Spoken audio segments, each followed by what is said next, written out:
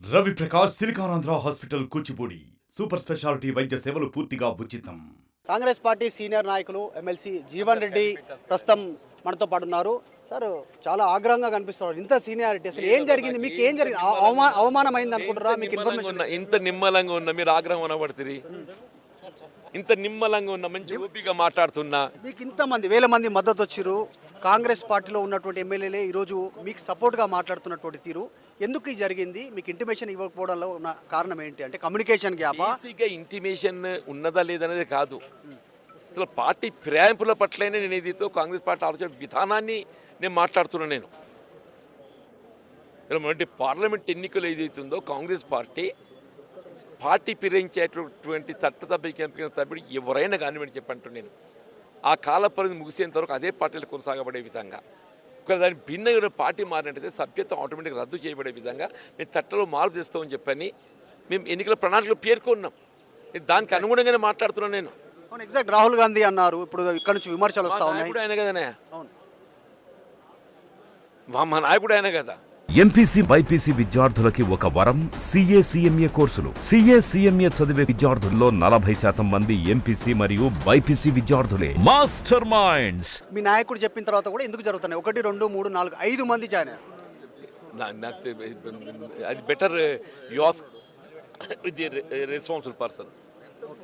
ఇప్పుడు deputy CM మంత్రులకు ఆ స్థాయి వాళ్ళకన్నా కనీసం సమాచారం ఉందా పార్టీలో జాయిన్ చేసుకోవాలి? నాకు తెలియని విషయాలు నేను అడిగితే చెప్తాను. నాకు తెలిసిన విషయాలు నన్ను అడగని చెప్తాను. నేను నాకు తెలియని విషయాలు నన్ను అడుగుతున్నా ఎట్లా చెప్తా? ఇప్పుడు డిప్యూటీ సీఎం వచ్చారు, తర్వాత మంత్రి వచ్చారు. ఏం మాట్లాడారు జీవన్ రెడ్డి గారితో? మీతో ఏం మాట్లాడారు వాళ్ళు? ఇంతకాలం కలిసి పనిచేసినాము, కలిసి పనిచేసినటువంటి అనుభవాలు షేర్ చేసుకున్నాం. భవిష్యత్తులో పార్టీ బలోపేందుకు ఏం చేస్తే బాగుంటుంది, ఎట్లా చేస్తే బాగుంటుంది అనేది చర్చించినాం. రాజీనామా చేయాలనేటువంటి నిర్ణయం తీసుకోవడం వెళ్ళక ఏం జరిగింది అసలు? ఎందుకు మీరు బాధపడ్డారా? కార్యకర్తలంతా కూడా బాబు మనస్తాపానికి గురైన బాబు నా గౌరవాన్ని భంగం వాటని చెప్పని భావించింది. నేను పార్టీ విధానాలకు భిన్నంగా పోతుంది పార్టీ అని ఒక ఆలోచన విధానంతో కొంత ఇబ్బంది ఫీల్ అయినా నేను. కాబట్టి ఏది ఇస్తుందో శాసన మండలి సభ్యత్వం రాజీనామా చేసి I will try to strengthen the party as an worker. నాకేది ఇస్తుందో కాంగ్రెస్ పార్టీలో అంటే నాకుండే ప్రజా జీవితం అనుభవంతో ఏది ఇస్తుందో పార్టీ బలోపేత గురు చేసే ప్రయత్నం చేస్తాను. కేవలం ఎమ్మెల్సీ పదవికి మాత్రమే రాజీనామా చేయబోతారు? పార్టీలో ఉంటారు, పార్టీ బలోపేతం కోసం. ఎగ్జాక్ట్లీ. ఏం చేయబోతారు? రాజీనామా చేసిన తర్వాత తదుపరి కార్యాచరణ అంటే ప్రజల్లో పోతా, ప్రజాభిప్రాయానికి అనుగుణంగా పార్టీ అభిప్రాయాలు ఏదో ప్రజలకు చేరవేస్తా. ప్రజాభిప్రాయానికి అనుగుణంగా పార్టీ అభిప్రాయం స్ట్రెంథెన్ చేయడంతో పాటుగా ప్రజాభిప్రాయానికి అనుగుణంగా ముందుకు పోతాను నేను. ఓకే, ఇప్పుడు రీకాల్ చేయాలని ఏమైనా అడుగుతున్నారా? ఇప్పుడు ఆయనను పార్టీలో జాయిన్ చేసుకురు, వద్దు తిరస్కరించాలనే డిమాండ్ ఏమైనా చేయబోతారు? నేను పని చేయడానికి. ఇప్పుడు గతంలో కేసీఆర్ కూడా కాంగ్రెస్ పార్టీకి సంబంధించినటువంటి ఎమ్మెల్యేని బీఆర్ఎస్ ఎల్పీలో విలీనం చేసుకున్నటువంటి సిచ్యువేషన్ సేమ్ ఇప్పుడు అదే రిపీట్ అవుతాం తెలంగాణలో. అదే సరైనది కాదు అంటున్నాను నేను. నా అభిప్రాయం సరైనది కాదు అంటున్నాను నేను. మొన్నటి శాసన ఎన్నికల్లో కేసీఆర్ విత్ 105 మెంబర్స్ 105 మంది సభ్యులు కలిగి ఉండి కూడా ఏది ఇస్తుందో పరిణామాలు మనం గమనించినాం, ఫలితాలు మనం గమనించినాం. సంఖ్యాబలం ప్రధానం కాదు, మన మీద ఏదో ప్రభుత్వం ఆలోచించేట్టుగా విధానాలు ప్రధానమని చెప్పంటున్నా. మేము ఎన్నికల్లో పేర్కొన్నట్టు ఒక ప్రణాళికలో ప్రధానమైనటువంటి అంశాలన్నీ కూడా అమలు చేసినాం. రుణమాఫీ కూడా రేపు అమలు చేయబోతున్నాం. By August 15th we are going to implement loan wavering. అట్లాగే రైతు భరోసా కూడా మేము కల్పించబోతున్నామని చెప్పంటున్నాను నేను. మేము ఎన్నికల్లో పేర్కొన్నట్టు వాగ్దానాలకు తోడు ఇతరత్రా పేర్కొన్నని కూడా మేము ప్రజల సంక్షేమార్థం అమలు చేయబోతున్నాం.